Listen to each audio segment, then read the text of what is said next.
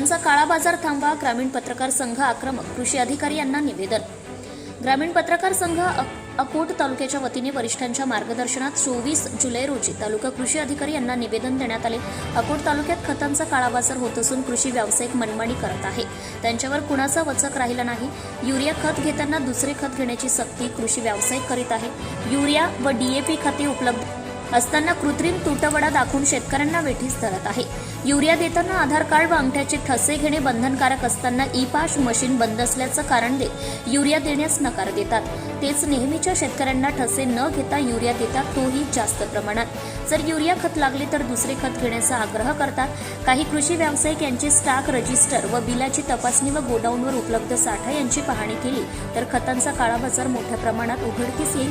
याची चौकशी करून संबंधित कृषी व्यावसायिकांवर कार्यवाही करण्याच्या मागणीचं निवेदन ग्रामीण पत्रकार संघाच्या वतीने देण्यात आले। यावेळी पत्रकार संघाचे विभागीय उपाध्यक्ष अहमद शेख, समन्वयक कमलेश राठी, अकोट तालुका अध्यक्ष नरेंद्र कोंडे, कार्याध्यक्ष अरुण काकड, सचिव देवानंद आगरे तसेच पत्रकार गोवर्धन चव्हाण, विलास नवले, अश्विन पाखरूट, अभिजित सोळंके, धन्नू बायवार, तुषार सावरकर, शेतकरी पुत्र तथा ग्रामीण पत्रकार संघाचे सचिव पूर्णाजी खोडके, राहुल पाचडे, वैभव गुजरकर, शरद भेंडी, दत्तात्रेय भगत इत्यादी पत्रकार हजर होते। सत्यशोधक न्यूज चॅनलसाठी अकोला जिल्हा संपादक विशाल Gavai.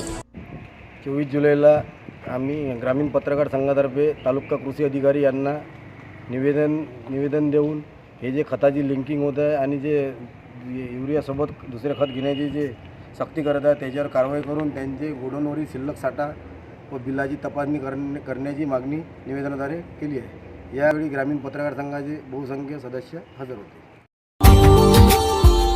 Subscribe now and press the bell icon. Never miss an update.